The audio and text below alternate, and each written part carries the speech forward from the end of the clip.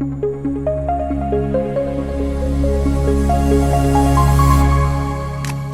morning, good afternoon, wherever you are. Thank you for joining us, and welcome to the HDC Chat Series, where we bring global thought leaders to explore groundbreaking insights at the intersection of healthcare and digital innovation. My name is Rachida Parks, and today we have the honor and the pleasure to welcome Lambert Montevecchi. Thank you so much for accepting the invitation to join us today. Thank you, Rachida. It's a real pleasure to see you and be interviewed by you. That's awesome. I'm going to do a very short bio, as usual, of my honorable guest. Lambert is an international health change management expert and founder of Boost Consulting. You are, I think I Googled you, and you are a deployer, you're an implementer, and your work has led transformation project across many continents. I'm not going to say countries, from Europe, US, Middle East, Africa, and Australia. And you always put the patient at the center. You founded Boost Consulting, and this is where you bring a rare focus on guaranteed outcome, focusing on profit, process, and performance. So with no further ado, welcome again, and thank you for joining us today. Thank you so much. Would you like me to just explain a few words of why this focus on healthcare? Yeah, maybe that I would love that. Thank you. Before I even come up with any questions, I love it. Yes. Like you're going to set the stage for all other speakers. Thank you, Rachida, for underlining that word implementer. You know, like consultants, there's all sorts of consultants, strategy consultants, conceptual consultants, process consultants, whatever. The part that's often missing is actually getting it done. You know what I mean? And I come from that niche of consulting. And I started my career in like performance management consulting, how to help a company improve its performance, improve its processes, improve its productivity, improve its efficiency, improve its profitability in the end. That's right. And I did that for a couple decades. I was specialized in the assessment phase, therefore the part where the consultants come in, try to convince the client that he needs a project to sell the project. So my skills were around detecting the problems quickly, understanding the business, not in finite detail, but getting an overall understanding. And then in 2006, 2007, doing this work, I ended up in a hospital, not as a patient, but as a process consultant. And I was literally blown away by a couple of factors, which I think are worthy of mention. The first one is the extreme complexity. I mean, I had never seen anything as complicated as this. I do, sometimes when I'm in, talking to people or whatever, I try to challenge them and tell them, please tell me something that's more complex than a hospital. And once I had in the room raise his hand and say, well, a nuclear plant. And it was like a magical moment, because in my presentation, the following slide was a picture of a control station of a nuclear plant. And basically, you've got hundreds of screens on the wall. You've got 3 people sitting behind desks, and they have procedures. The red light turns on and they press button B. That's amazing. Yes, the technology is complex, but the processes are actually under control by machines, by robots, by equipment, which is not the case of a hospital. So that was factor number one, extreme complexity. And the second, which is the most attractive thing to me, is the human dimension. Of course, yeah, it's humans, okay, taking care of other humans, and sometimes the ones that are taking care of the let's say, the unwell humans are worse off than their patients. So there is, high intensity at all levels. And I thought, oh, this is really a sector which might be worth investigating, might be worth focusing on, and, humbly applying all that stuff I had learned from process and performance improvement, possibly in hospitals. So this is a great introduction to our meeting, and understanding the context. AI and digital technologies are tools, and sometimes we get hung up on the tool itself and not the outcome, not the process of how are we using that tool. So that I do a lot of work in the AI healthcare space, and I do also research. Lately, a lot of reports came out that 80 to almost 95% of AI and digital initiatives, they fail to scale and deliver value. And healthcare is right in that space as well. From your experience, I want you to take a look at this question from your change management, from your process and your performance. Pardon me. Why are there so many AI initiatives? Why do they fail? Is it because of technology? Is it because the organizations are not ready to absorb and sustain change? And this is where you come into play. So if you can expand on that a little bit.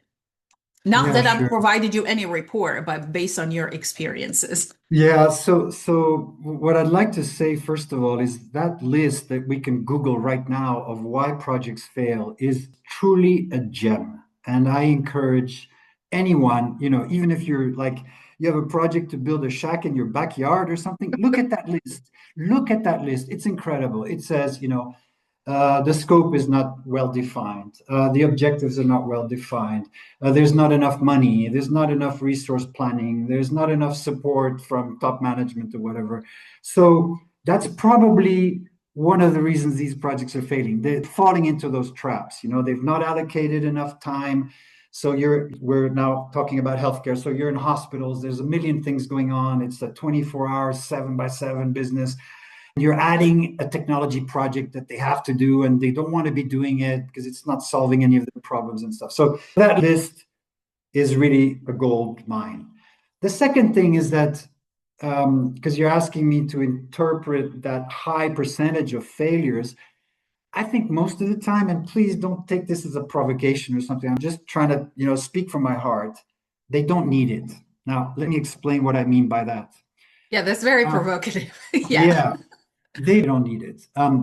If you ask healthcare workers, and I don't mean just the physicians, I mean everybody, do you need AI? Do you know what AI is? Do you know how AI can help you? You're going to get very fuzzy answers. Yeah. Ask your patients. Ask your patients. They are the heart of the system. Ask them, do you want AI? Do you need AI for a better patient experience, better, smoother pathways? No. I think most of the time they would not say yes. Okay. Here we are. We know that this technology is very powerful. We have some worries about how it's going to grow, how it's going to expand, how it's going to get deployed. You refer to me as an implementer. Who is going to implement this? Okay. But I think we're just jumping too fast to the solution and not spending enough time on the question. What is it that we really need? So as an implementer in hospitals, and I can give you a couple examples later on. I was in a Please. big hospital last week in France. Okay. And I was thinking about this podcast we were going to do together, and I was really looking for AI opportunities in this hospital. 2,000 beds, a big one, 8,000 people or something. And yes, they asked them. I asked the top manager, do you have an AI project? And they said, yes, we have one in radiology. And I can kind of imagine, I didn't go into any detail. I can imagine what it is. But the challenges that they have are not in that area. I mean, they've got old systems, they've got bad management, they've got bad processes, they've got people burning out, they've got patients, taking them to court. AI is not some kind of, magical wand that's going to fix this. So, I don't want to be an alarmist. I don't want to be negative. What I'm trying to point out is, one, before you embark on these projects, make sure that the area, the department, or the process that you're going to be working on is really robust, really measurable, that you really got it under control. I would say you've achieved almost operational excellence, and then definitely go for it because you're going to save time. And the other golden rule is involve your people. A lot of these projects are launched through an announcement. We have decided to invest in AI and we've partnered with some company. We're going to do an AI project. But what about the people on the ground, which is part of my job? I actually spend all my time on the ground with people, talking to nurses, talking to cleaners, talking to heads of departments, professors of medicine, asking them a very simple question. What do you need? What do you need to make your job better, to make the service to your patient care better? And very rarely do they answer, I need AI to solve my problem. So I think, in summary, I think those projects are failing because they're jumping too fast into the solution. They're not spending enough time looking at the problems and posing the question in the right way. And the second thing is they're not involving the users on the patient side and the users on the employee side. I have, I think, 20 questions right after this comment, but I'm going to try to limit it. I think you said something about working on the ground with nurses and everybody else, and I think it helps a lot that you parla italiano, francese, inglese, all of them, right? All those languages, it Oui, helps a lot. grazie, oui, merci beaucoup.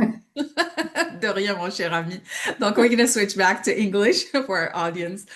Um, I think we are on the same sheet of music that AI is useful, but we need a good foundation to build upon. If you don't have the right system that are capturing the right data, the quality data, you don't have people on board understanding how and their own problems and how AI could be leveraged to support better transcription, for example, transcribing or looking at some x-rays. But if you have your processes wrong, your data not captured, then you cannot start talking about AI. And that's a prelude to my next question, which is about readiness before the algorithm, which what you were alluding to. And you implemented many systems and you talked to many healthcare executives.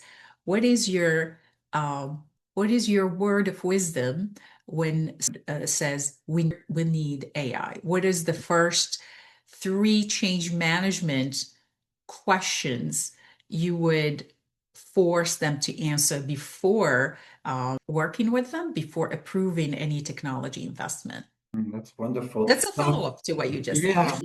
Yeah, as a caveat, words of wisdom, I have no wisdom, and I really am very uncomfortable with that word expert. People go to conference and experts.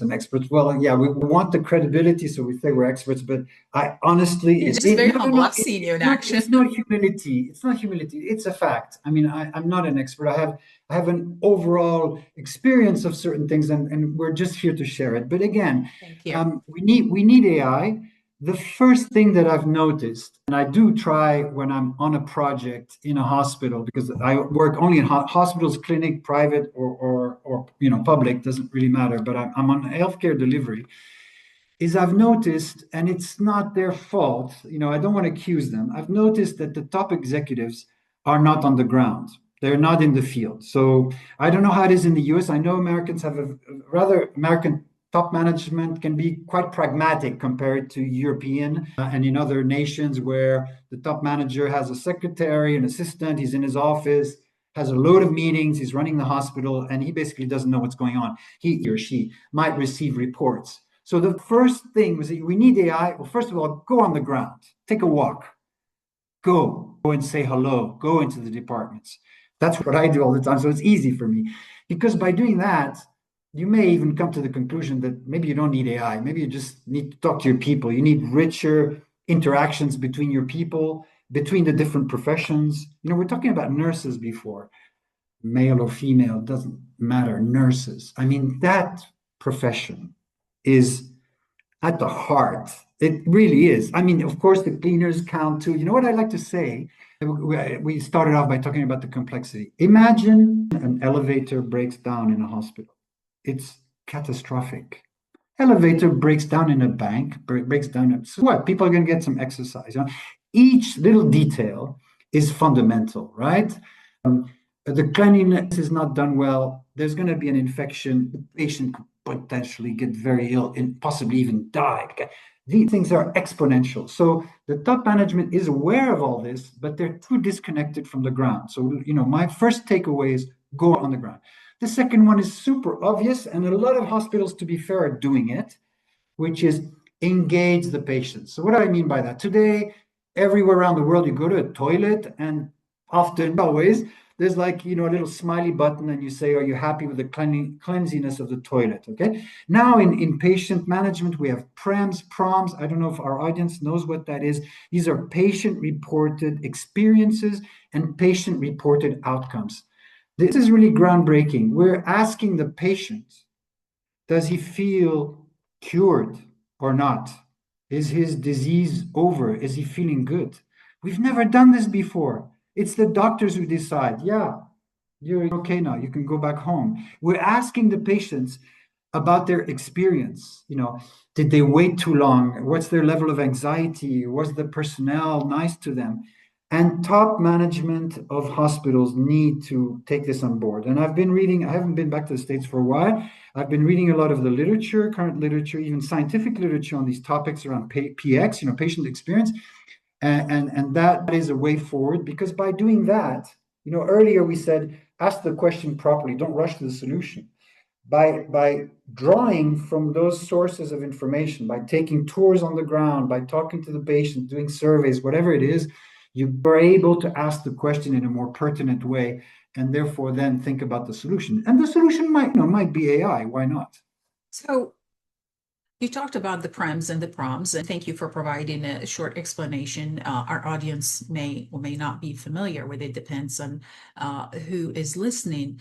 How can these prems and proms help ensure that change serves real patient needs rather than institutional assumptions? So, first of all, they're extremely difficult to put in place. I don't know what the state of the art is. There's a lot of literature. You Google right now, prems and proms, you can see lots of papers and stuff.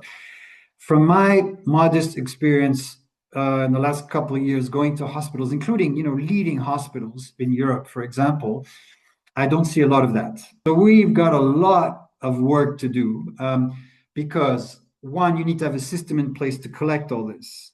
The patient needs to be aware that this is a structured data collection exercise focused on their feedback on their experience, and then subsequently focused on their feedback on the outcome of whatever pathology they have, right? One, I don't think that a lot of healthcare institutions have actually systematically deployed this. So first phase, I'm an implementer, so it's perfect. Let's deploy this. The second part of your question is, what do we do with it? Well, it's kind of like the ABC of continuous improvement. Like, imagine that you're let's keep it simple. You're a hotel or you're a restaurant or something, and you're constantly, systematically asking for feedback. Are we clean? Are we courteous? Are we on time? Let's keep those three questions. Are we clean? Are we courteous? Are we on time? Well, based on the feedback you're getting, like the red light, green light, which is constantly coming back at you, you can easily understand, one, how you're doing. And then in the prems and proms, and not only, even through patient interviews, you can actually ask, and this is probably the most important takeaway that I can give to anyone, is ask people what they need. I've just come back from France. Yeah, I said that earlier. And I'm working in an hematology department. And, they're great doctors. They've got all the technology they need, bone marrow transplant, CAR T cell, all this, high-tech stuff. But they don't have time to really investigate how patients are feeling. In hematology, you have chemotherapy and then you go home for quite a long time, sometimes like a month. What happens during that 1 month? Technology can probably help connect the patient during that sort of 1 month where he's alone, maybe has his family, but he's got doubts, he's got questions. He's trying to call the hospital and the hospital doesn't answer because the switchboard's busy or something. So it was, again, back to reality. The reality is they're not collecting information on patient feedback, patient experience, at least in this hospital. Maybe in others they are. So I think it's really the way forward. And then just to link with our main topic, AI and digital technology, this is where they can really help. In that patient experience data collection, they can really help. But we have to take it one step further, is ask them what they need. They'll tell us. Can you imagine an elderly person probably doesn't want to use a smartphone to connect, maybe, or maybe does. I don't know. Maybe they do. Maybe they do. Thank you for providing a lot of information going to the ground and even to the patient, because ultimately that's what hospitals or clinics they serve. Let's take it back one level higher to the organization leaders. I read within your website and the bio that you focus on four pillars: processes, systems, organizations, and behaviors. Can you go back and focus? I liked when you start giving examples about a hospital in France and all these 2,000 beds and so forth. Can you talk about these four pillars and why is it critical to act on all of them? And if you can provide some examples, that would be great. Yeah, sure. So the pillars, it sounds like very philosophical, Plato or something, but let's take our helicopter, go up a little bit in the sky. All organizations, all of them are, made up of these elements. We've called them pillars. They all work is a process. All work. Making a pizza is a process. Operating a heart is a process. Yeah. Um, there's some kind of system. There's some kind of order in which things are happening. To make a pizza, you need flour, you need tomato sauce, you need an oven, you need a cook. You need a pizzaiolo. So those pillars, those elements, are present everywhere. And if you think about it, going back to our conversation about experts, you've got experts in processes, you've got experts in systems, you've got experts in behaviors, training companies, whatever. You've got strategy consultants that are going to tell you how your organization should look like. When you go into any organization, you're going to find these things. And because the goal is to help them improve, and to improve, they need to make some changes. You're not going to get lucky and find out that the only thing that's missing is a system, and you put in a new system and it's going to solve things. It just doesn't work that way. Or get lucky and say, oh, have a pyramidal org chart, put it horizontal, it's going to solve your problems. It just does not work. So what do you need to do? You kind of need to customize and say, well, I need a bit of process improvement, but to make the process improvement successful, I'm going to have to train the people and convince the people that the process can be improved. And then maybe I'm going to need a new little element of system to keep all this under control. And then taking a global view, maybe I'm going to put somebody in charge. For example, we were talking about the patient before. As you know, a lot of hospitals now have these patient pathway managers, breast cancer pathway manager. It's a great idea because just the fact of naming that person illustrates the fact that we have a patient and these patients are following this pathway. But it's not enough. Of course, it's not enough because you put a title, you put the person there, that person's not going to solve the problem. They're going to need some robust processes along this breast cancer pathway or whatever. They're going to need some systems to measure it and to keep it in control. They're going to need appropriate behaviors to make sure that it's all on track. So I know it kind of sounds all very philosophical, but in the end, it's just a very simple takeaway, which again, I'm not a lesson giver. I'm just trying to share with you, my dear friend Rachida, what I've learned humbly on the ground is, and again, we could add this to the list why projects fail. If you're not capable, in one way or another, of acting on those things where needed, some of those elements of pillars, a bit of training, a bit of process improvement, all at once, it's just not going to happen. So you train your entire organization on quality, and then that's it. No, you're not going to make any improvement if you do that. You need to train the people, but you also need to act on the process and so forth. So it's not easy to do that, but if you keep thinking about it, you increases your chances of succeeding. You captured it really well. You said it's very simple process, yet at the end, it's not very easy because there's so many small pieces within an organization, and healthcare, as you said, is very complex. You're dealing with no-shows, you're dealing with the elevator, you're dealing with cancer patient. When you look at change management before we implement AI or while we're implementing AI, how do you make sure all these processes, all these parts are part of a puzzle rather than separate? Because change or success in those implementation may be successful in one piece, but then cannot be generalized if it's not talking to the other pieces. How do Mhm. you work across these challenges to make I'm gonna magic sound happen? I'm gonna sound like a magician, but there's a is construct the patient pathway. Let me just qualify this, okay? Because there's a lot of Please. confusion in conferences and stuff like this, okay? The clinical pathway is what the physicians decide. You have a disease, and they will decide the best way to cure your disease. Okay. Now, in cancer, it's extremely complex because you've got lots of options. You've got surgery, you've got chemotherapy, immunotherapy, radiotherapy, and all that. And it could be a cocktail of all those things. They decide that. But what we're neglecting completely or almost always is, I like that word journey, is the patient journey. Okay. The patient journey is going to be dictated by the clinical pathway, but it's a journey.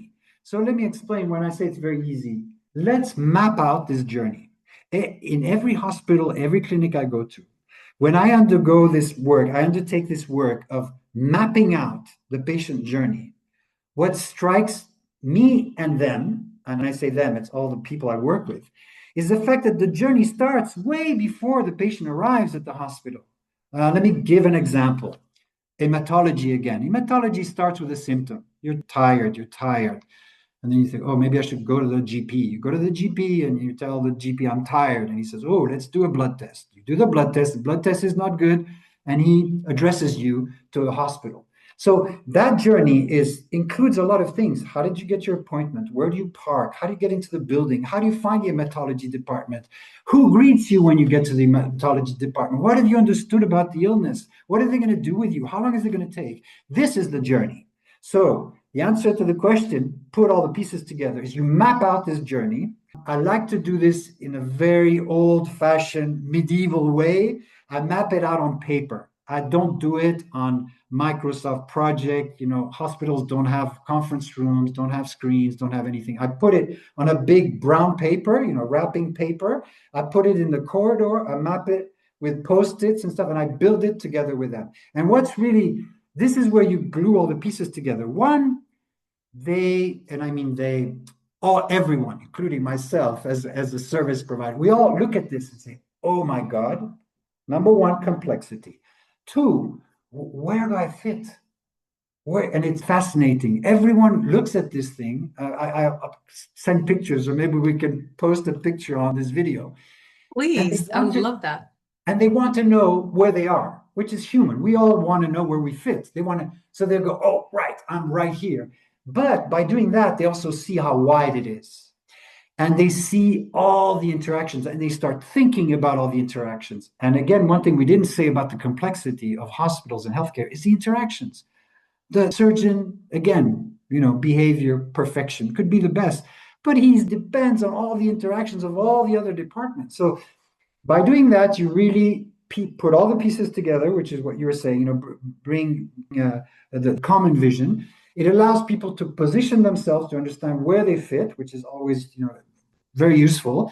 And it also points out all the interactions. When you've done that, then it's easy. You just, put all the little red Post-its on all the problems and then get into a kind of problem solving, very simple, basic problem solving system or project, and start solving the easy problems first and the more complex problems later. So recommendation takeaway on particularly AI and digital health projects is do this. And I think, tell me, you're the expert on that one. I don't think that step is done systematically. There's again a tendency to just, jump too fast into the project before you've actually mapped out this patient journey. By association, I'm gonna say I'm a bit knowledgeable since we're not going to use the term expert here. The aspect of humility here, right? Because once you know a lot, then you realize there's a lot more to know in your field. So Yeah. I really appreciate how you're looking at it. Yes, my area is AI in healthcare. I do research, I do consulting, I teach AI courses, and of course, my world and my environment is centered on the convergence of both.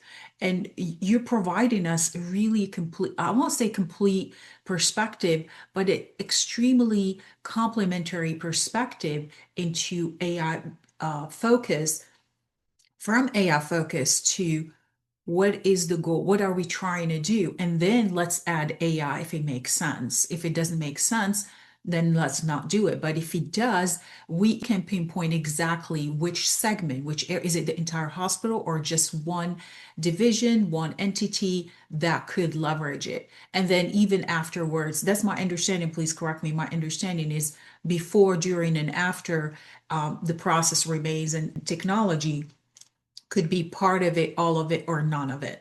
Did I summarize it in a way that would? Yeah, perfectly well. I think that they are skill sets that should be brought together in AI digital health projects. I don't see that a lot. Usually I'm working, let's say, in one, corner of the hospital, doing my thing, improving the efficiency of the operating room, or working on reducing the waiting time in the emergency department. And there's some kind of AI project on top of it. And I think it's such a shame. I mean, we really should be addressing these projects with a holistic view. So the pillars, what are the weaknesses in each pillar and how can they complement each other? And then asking the question, in a pertinent way, not where can the technology help, is it the technology that we need to solve our problem? Yeah. After all those things I said, those horrible things I said, I do believe, I really do promise you, Rachida, that I do believe that the technology can help. It's just that the way we're carrying it out, I think, not, of course, there are many, I hope, many successful projects, but in the vast majority, the way we're carrying out is what we're doing wrong, help for decision. Let me give you an example. Some years back, when I really started to personally get interested in this digital health. In fact, both, we met thanks to a digital health conference, in Morocco. So I am curious. I do go out there, I listen, and I observe what startups are doing and stuff. I had come across a Scandinavian company that had built an AI machine learning kind of solution to help emergency department operators that are receiving the call. My husband just fell down the stairs, he's not breathing, kind of thing, as almost virtually invisible assistant, to not forget maybe to ask that last question because you're busy and you forgot to ask the question, or maybe a red light starts to flash, potential cardiac arrest. Very useful because these people are under stress. They get the call at 3 o'clock in the morning. And yes, they have this silent tool helping them. I'm all for that. I think it's dynamite. But again, let's first ask the people that are staying up all night, taking those phone calls. What do they need? What do they need? Maybe they just need a new computer. Let's start with that, or apart from a pay raise, maybe they need a better light. Maybe they need a better chair. Can I just give you one little example? And it's not. I would love it. It's not necessarily exactly linked to that last question, but it's really not rocket science. I mean, some years back, I've actually I spent a lot of time in cancer. It's just, one after the other kind of thing. But I also worked in other, disciplines and other types of hospitals. And so this was a cancer hospital, and a small one for once, 200 beds, 1,000 employees, really top notch. And in the surgical department, they had this procedure, this moment during the operation. It's a molecular diagnostic technique, very widespread now. This goes back 10 years ago, where the surgeon opens up the poor patient, takes a little sample of the tumor and sends it to the lab. Okay. And in real time, the lab looks at this piece of tumor and comes up with the result, in particular for the metastasis. Okay. Imagine I'm a process guy. I don't know how this thing works. I'm in the operating room and I see what happens. So the patient is under anesthesia. They open him up, take this little sample, they put it in a tube, pneumatic tube, ends up, downstairs in the next building. The lab receives it. The lab's under pressure because they know that the operating theater and that whole team is up there doing nothing, idle, and the patient is, and they do their thing. They rush. They come up with a result, they send it back. The surgeon receives the answer, and based on the answer, his surgery could be different, right? Because if the tumor is very aggressive, he may take more out. I'm using simple words because I'm not an expert at all in this. Okay, this is the process. How can we improve this process? So I spent time in the OR. I went to the lab and I looked at this process, and they were, to be fair, both parts were under pressure.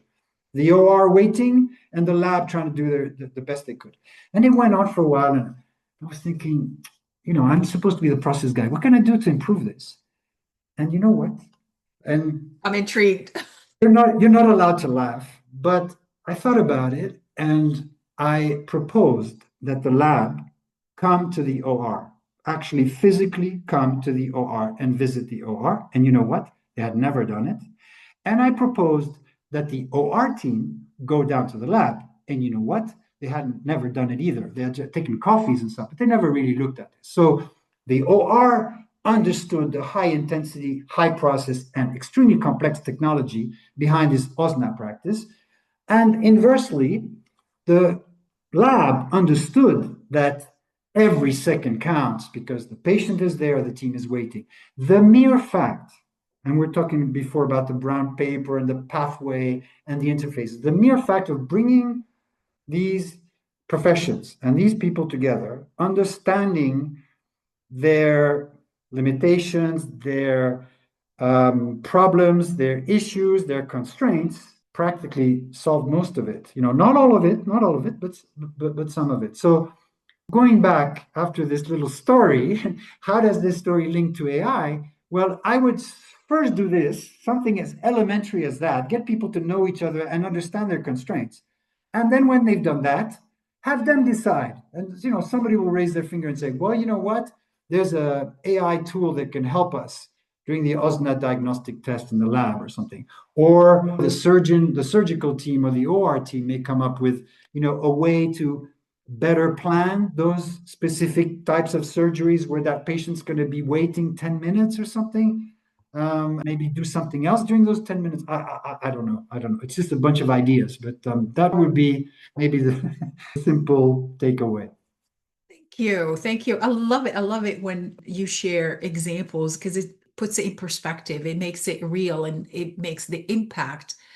I had a comment and it just skipped my head right now. So I'm going to switch to something else, right? That's the human brain. But I do like that you're taking the buzz out of AI and making a call to use it when it brings value.